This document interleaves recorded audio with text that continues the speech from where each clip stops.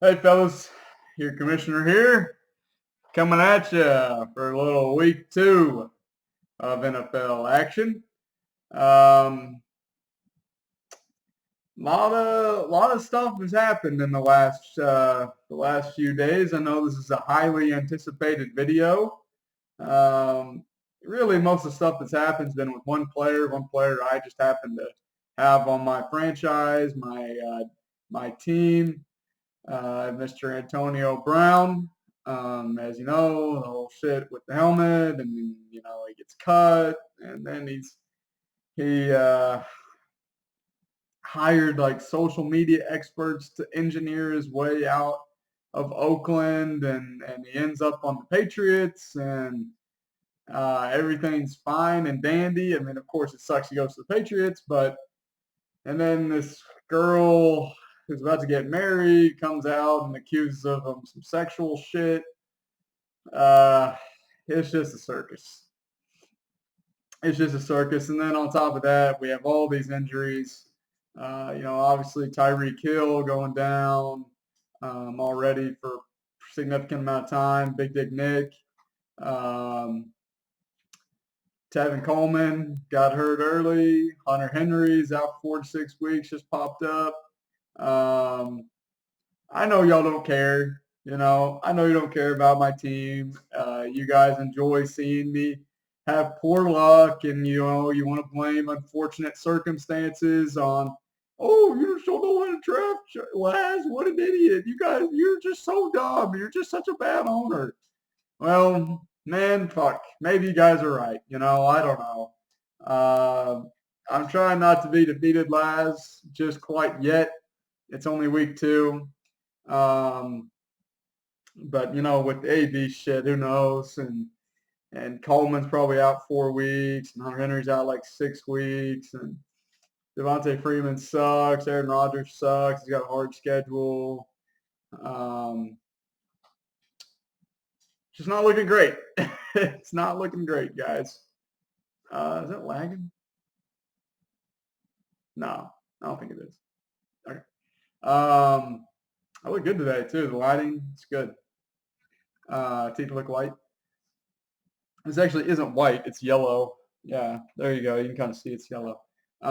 Anyways, um, yeah, not great. Not great for Mr. 3000. I was thinking about making a team name change to try to revamp. I think my picture got removed from the internet probably for copyright purposes. Surprised it lasted as long as it did. So I probably need to pivot, go to something else. I'm formulating that as we speak. Um, Hogs lost, of course, 31-17, right? I think I called the score being 31 to 10, and I was damn near close. I was damn near close. Yeah, we scored like a minute left, so really I'm gonna chalk that up as a win. I accurately predicted the score. Um, So without further ado, let's just go ahead. Enough of the pity party. Nobody cares. Nobody's going to give me any pity. I know.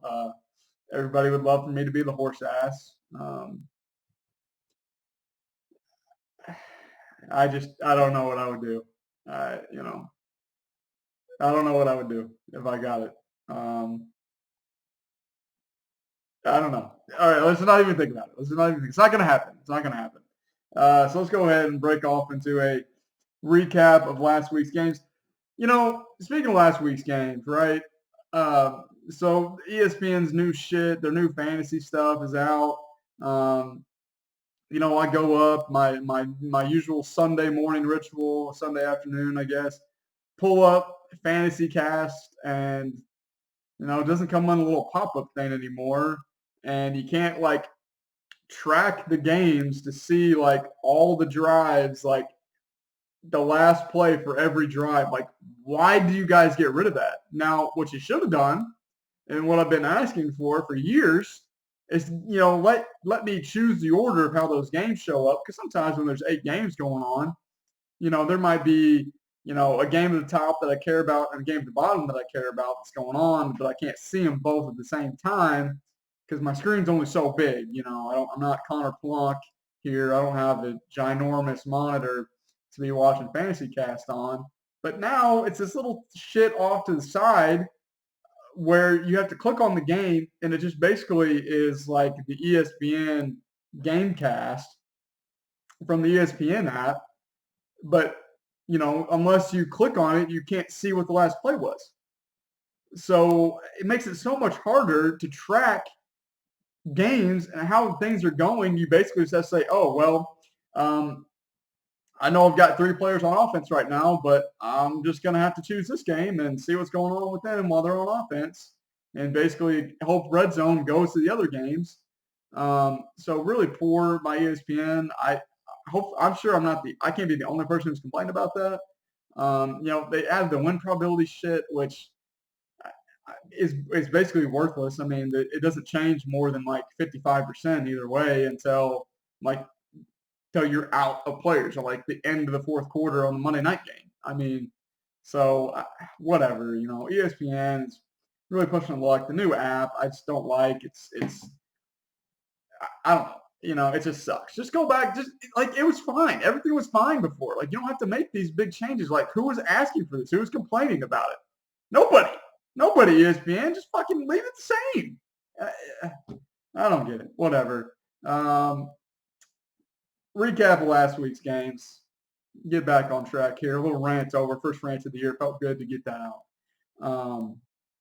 Let's go ahead. We'll start off with our Bluebell ice cream game of the week recap, or a rematch rather, of our championship game last year. Nick got him a little bit of revenge. Rolled up 150 to 131 behind a very strong game from DeAndre Hopkins, 32 points from him on a Monday night. Evan Ingram almost dropped about a 30-burger. Really solid. He got off to a good start with A-Rob. Carson had a couple tutties. He did all this with Goff only scoring 12 points. So pretty good. A solid week from Rip. 130 gets you a win most weeks. Just didn't happen for him. Keenan had a really good game. Fitz had a really good game late to kind of get him that lead. But I think Rip doesn't need to hit the panic button. I think he's fine. Picked up Darren Waller today. Dropped a lot for Darren Waller for him. Didn't really see tight end as a need for him, but really pissed me off because I put in like a $10 or $12 bid on Darren. I think I was the second highest. And of course now if the Hunter Henry news had fucking come out yesterday or like 3 hours sooner, I could have updated my bid and maybe made a run at Darren. I don't know if I would have got to 23. I probably would have, honestly, if Hunter Henry was out. But it is what it is. So next one to know, as much shit as I gave his team, it's certainly capable of doing this on a week-to-week basis. So, his bench is fairly weak, so if he does get some, well, no, it's not, because he's got Malcolm Brown and Scary Terry down there. Craig, he called it. He said it. Easily 2 of the worst drops. We'll get into free agents in a minute. Anyways, speaking of Craig, he beat my ass, kind of like I expected. I expected his point total. I gave myself too much credit on my point total. Anthony Miller dropping a 0. Thank God I still was able to find a way to get to 105. Yeah, I mean, whenever your defensive player is your highest scoring player by almost 10 points, probably didn't have a good week. That being said, Corey Littleton is a beast. Don't know why he was out there, so whatever. Craig was really carried by Wentz, Michael Thomas, Delaney dropping 2 tutties. I mean, pretty much everybody on his team had a touchdown or 100 yards other than his running backs and Mike Evans. So, whatever. Craig's 1-0, off to a great start, looking like a playoff team. You guys all know what my team is looking like. So, let's see. It brings us, we'll wait for that one. Kickers Lives Matter versus the Cataclysmic Catches. Duncan made a run there for the 200-point club. One of the probably the best performance Duncan's ever had in the league, dropping 192 to Wilson's 124. Really, outside of Dalvin Cook, Tom Brady, Tyrell Williams, not really great performance from Wilson. I think he will have a bounce back performance this week, though. And, I mean, Duncan had 3 guys on his team drop 40 plus. Both his running backs and Dak. Solid performances from everybody else. So maybe this is the year Duncan turns it around. I mean, I certainly think this is a high watermark for his team this year. I don't think Dak slings 4 touchdowns the rest of the year. I don't think Eckler goes crazy like he did again, but who knows? Wilson certainly impressed me. I mean, solid point total from him, 124. Can't be too upset about that. Swamp Donkeys won a competitive game against JD, 151 to 132. Really just a solid all-around effort from the Swamp Donkeys between Breeze, Mark Ingram, T.Y., Damian Williams, Kittle. I would like to see, he had a couple guys on his team get 2 touchdowns. Obviously, touchdown regression is a thing. These guys aren't going to be scoring 2 touchdowns every week, but not everyone on the team even scored a touchdown. So, they certainly probably will get it going. Darrell Henderson, thank God I didn't trade for him. He's a total non-factor. Malcolm Brown is the guy. And, Saul from JD, really carried by Mahomes. His running backs didn't really do much. Amari had a nice game. Kelsey had an okay game for him. I think he set Hollywood Brown, of course. I mean, it makes sense. It's week 1. Who knows what it's going to be. But I think that 30.7, he's going to be chasing that. Jay's going to try to be chasing that all year. So, but he did have Kiki out. So, I still think JD's team is solid. They still got some potential to make a run to the playoffs. And Blaine is well on his way back to the playoffs. So, brings us to Hurricane of Season, Dirty Birds of War. Hawk dropped 165 behind Deshaun Watson. Josh Jacobs, really the Monday Night Boys carried him. TJ Hawkinson, 25 points, looks like an absolute stud. Manuel Sanders looked like he's 25 again. And, Plunk got 9 points out of Jameis. It's really carried by his 2 running backs where most of his production came. And I think, his receivers will certainly bounce back. But his bench is a little frightening. He's got Mark Andrews. I might be talking to you, Plunk, about getting me a little Mark Andrews in my life. Maybe give you a little receiver, maybe a little Chris Godwin in your life for Mark Andrews. Who would have thought that'd be a trade? But that's probably too much. Maybe more of like a Sterling Shepard kind of guy. Maybe Sterling and Hunter Henry, something like that. But we'll talk. I'll be in touch with you. Don't too worry about that. Dead wrong about Hawks team. I mean, I'll own up to it. He proved me to be quite the fool. I don't know if this is repeatable. I don't think Josh Jacobs is going to get 2 tutties every week, and Watson's not going to be playing in the dome every week. Certainly, New Orleans. Hodgson's not going to 25 every week. He might have it a couple weeks.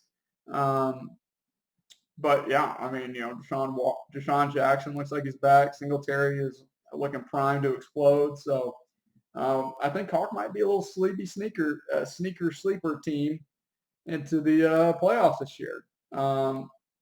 And that brings us to our dog shit, fat,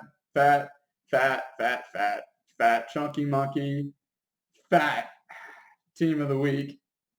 And that'd be the fat bastard, Josh Ford. Barely. It was almost me.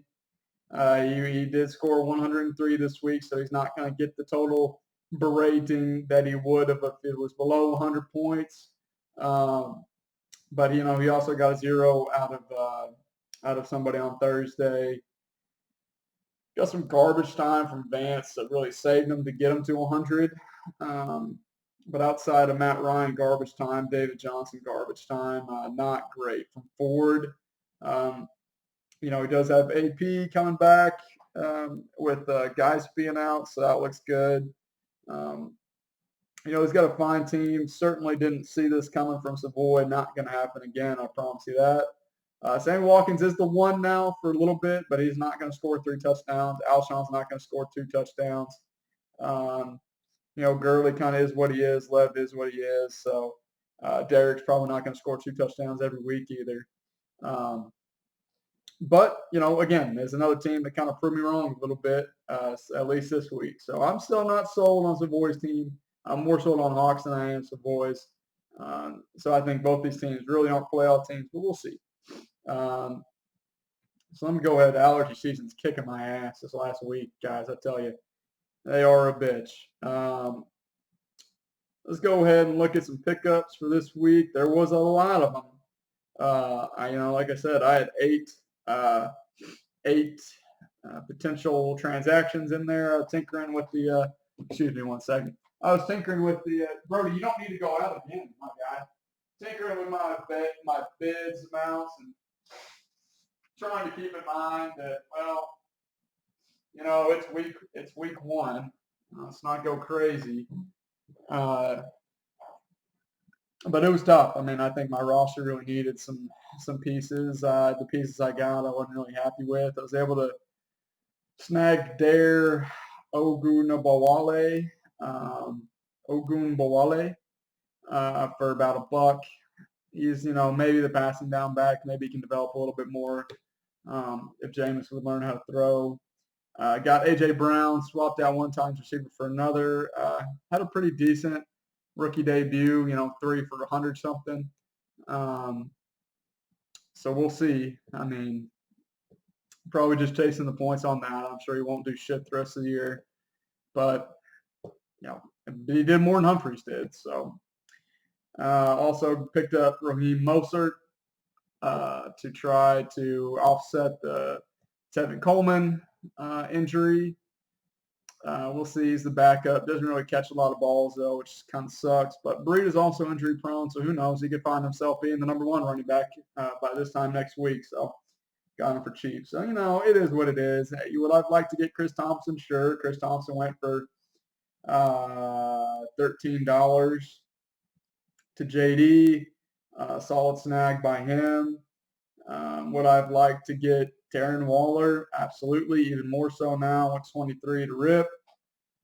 Would I've liked to get Ronald Jones? Sure. I got outbid by $1 for that by playing. Rex Burkhead for $1, whatever. That was his best game of the season last Sunday. Defensive player. Lamar Jackson, would I've loved to have him? Sure. Went for 22 to Plunk, of course. Ford, dumb fuck, dropping him. Craig, an idiot. What an idiot you are, Craig, for dropping Terry. Why would you drop Scary Terry before the season even starts? You're just throwing away his keeper value. You have no idea. He might be like, who'd you pick him up? Who'd you pick up instead of Terry? Somebody who sucks, probably? I don't remember. I mean, and the fact that Nick scooped in and picked him up, of course, that's why Scary Terry drops 22 points last week. Because Nick, just everything he touches turns to gold. He's got the Midas touch. And, if Nick uses Terry to win himself a championship, Craig, you're personally responsible. Okay? And I want everyone in the league to say a big screw you to Craig if Nick wins because of Scary Terry. Okay? Now, the Ronald Jones drop, I get it. Okay? Hindsight looks really bad now. Okay? Scary Terry, that was just dumb. There was no need to do that. So it is what it is. The Frank's being dropped, whatever. I don't give a shit. Okay? But I think the biggest story is the $33 man, John Ross. Now he drops a couple tutties. All he does is score touchdowns when he's healthy. He's kind of like Will Fuller in that aspect. But I'm not really sure that Wilson needed him. I guess he does, just because Galladay kind of underwhelmed, and Tyreek's out for about 4 to 5 to 6, 7 weeks. Um, $33 is a lot. I don't know what the second highest bid was, but I'm sure it wasn't anywhere close. But hey, you got to get your guy sometimes. Wilson went out and got his guy. He's playing me this week, so we'll just go ahead and segue into that. I'm sure that he's going to have a nice, juicy week against me. Uh, he's projected to win 126 right now and about 110. I don't have a tight end in there currently. I don't have Sterling Shepard in there currently just because he's probably not going to pass concussion protocol. Seems like you get a concussion, you're automatically out of game now, no matter what. Um, probably for the best. Probably for the best. Kind of soft. I don't want to say that. I shouldn't say it's soft, but it is what it is. I really got to start wrapping this video up because I got to go mow after this, unfortunately, and don't have a chance to do it for the next 4 days. So, anyways, yeah, I just don't see me winning this game. I mean, he's got Brady playing against the Dolphins, and Sony. Yeah, I think I'm unfortunately going to fall to 0-2. So, anyways, let's see what can be the game of the week. Not that one. Not that one. I don't know if you deserve it yet. And I can't make 2 0-1 teams the game of the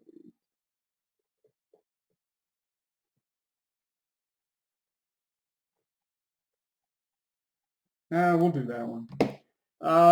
Anyways, so next game is Dirty Birds of War, Discount Double Check. 2 0-1 teams with high expectations for this season. Getting off to a little bit of a shaky start. It's a big game. It's a big game for both of them.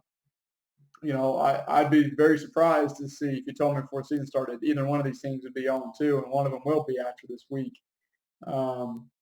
That being said, Plunk is projected to win 139 to 133. I think that's what Rip's going to do pretty much all seasons, be right in that 125 to 135, maybe 140 range point-wise, week in, week out. I don't know how many pop-off games he's going to have. I'm sure he'll have at least one. And averaging 130 a game, it's going to win you a lot. I mean, it probably gets you over 500. But I think Plunk's roster has the ability to pop. Obviously slides Lamar Jackson in there against Arizona. And I think Plunk just goes ahead and runs away with this matchup and drops Rip, unfortunately, to 0-2. And then they'll come crawling to me asking for some of my players. And maybe he'll come correct and not be a little bitch about it and give me an offer and then pull it after I, out of the kindness of my heart, say, hey, man, what if I give you this other player too? Expecting that here's the original offer here, right? Here it is. It's right here. Okay? Now, if I take this and add that to the offer, now it's a bigger, better offer for him. So you would expect there to be reciprocation, and that he would bring in this, and boom, we have a big old better offer now. But no, he thinks, oh, well, you said that, so I like that. I'm just going to take all of that, and that'll be the offer now. Hey, why don't you go? I'm trying not to say the F-bomb so much, and I've already said it several times in this video, so I'm not going to say it. But why don't you go kick rocks? Okay, go kick rocks, Rip. I hope your team goes 0-2. I hope it goes 0-3. I hope you don't win another damn game all year. Okay, I hope the Packers lose every game from here on out. And I hope Wisconsin does the same. Okay, Rip, you come to me, I come to you with a trade offer in need of help, and you disrespect me, you disrespect my franchise, and I'm just not having it. All right, so that's that. All right, so when we come 0-2 and I'm 0-2 and we can wallow in our pity together and maybe you can give me some better players and I'll give you some players, okay? Until then, don't say a thing to me. Anyways, who's going to be the game of the week? That was the game of the week. This one was almost the game of the week. But I said you didn't deserve it yet. You haven't earned it yet, Savoy. I know you had a good week last week, but let's see what you can do this week. Very close against Craig, 136 to 130. I do like Savoy's matchups this week, but Craig has some juicy ones as well. I am going to go with Craig. I don't think Savoy can have the repeat performance. Going to go with Craig there to edge out and go to 2-0, edge out on the BBC, do a little edging, on BBC. Yeah. Anyways, JD is projected to win 141 to 123 against Hawk. Yeah, I think Hawk comes crashing back down to reality a little bit. I do believe in his team, but JD has some good matchups this week. I like them. So, oh my God, allergies are the worst. They're the worst. Thanks, Mom. Appreciate it. I'm going to go with JD to right the ship there and move to 1-1. This matchup here, I'll be honest with you, if I talked about it last week, I wouldn't think it'd be shit. Fat Bastards, Kicker Lives Matter. Ford's not going to win. We're going to go with Duncan on that one. He's projected to win by about 12 right now. It's probably at least 12 for Ford. So that brings us to our back-to-back for this owner. Of course, it seems like he's always in an important game.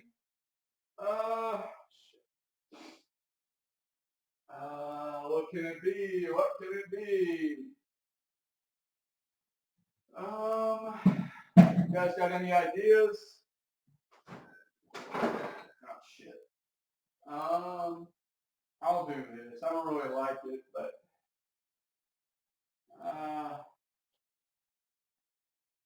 yeah, I'll just do this. It is what it is. Okay. Our game of the week, our Hubert's Lemonade game of the week. Oh God, I can't. This camera's backwards, and I can't figure out how to flip it. Hubert's Lemonade, original lemonade. Only the best will do. You can see some little shit floating around in there, maybe. Oh yeah, you can see that. It's made with 100% or only 10% juice. Sorry. But it's got pure filtered water, lemon juice from concentrate, cane sugar, citric acid. It's got a lot of sugar in it. Got a lot of added sugars in it. Wow, this is really not good for you. It's got 58% of your daily value in added sugars. Usually I'm supposed to say this stuff's like really good, like whatever I promote. Honestly, I don't even think it tastes that good, but I was kind of at a loss. So let's shake it up, shake it up, just like I try to do to my team to revive my season already. If we can get it open there we go. Hey, when's this good by? I think it might be expired. Whatever, we'll see.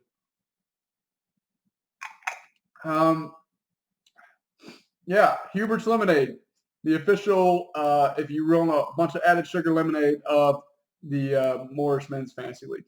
I'm going to blow my nose real quick.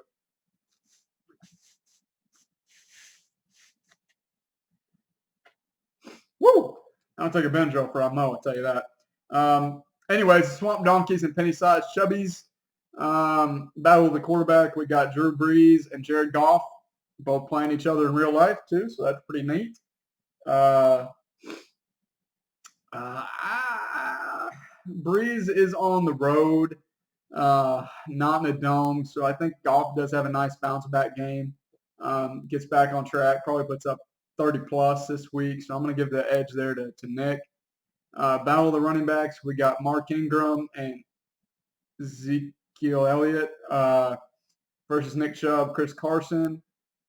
Pittsburgh does have a solid run defense. And the Jets, Chubb probably has a nice bounce back game, but I'm going to give the edge of running back there to the old Blainster.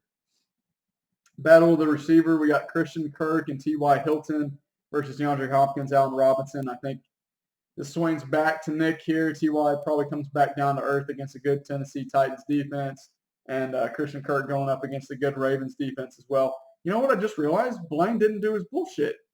Blaine's actually a game of the week because he set his lineup. Isn't that crazy? It's like he knew. And then we got Scary Terry and Marvin Jones at third wide receiver. Not really excited by either one of those guys. I think Terry does not have a repeat performance. So we'll do a push there. Battle of the tight end should be a good one. Kittle and Ingram. Gonna have to give the slide edge to Kittle there. I don't think Ingram. I think obviously has a little bit of regression. And then the battle of the flex, Damian Williams, James White. Fuck James White. He'll probably have 30 points this week. But I'm going to go with Damian. And I'm going to go with Blaine to win that one going away. Probably by about 10 or 12 points. So that is all I got this week, fellas. We're playing Colorado State this week. It'll get a little bit of a revenge game. If we don't win, Morris just needs to be fired on the spot, firing squad. Your check just needs to go down there, pop, you're fired, pop, you're fired, pop, you're fired. To Morris, Craddock, Chavis, see you, bitch. Bye-bye. So, whatever. Official score prediction, I do think we're going to win. Maybe, I don't know, maybe like 38 to like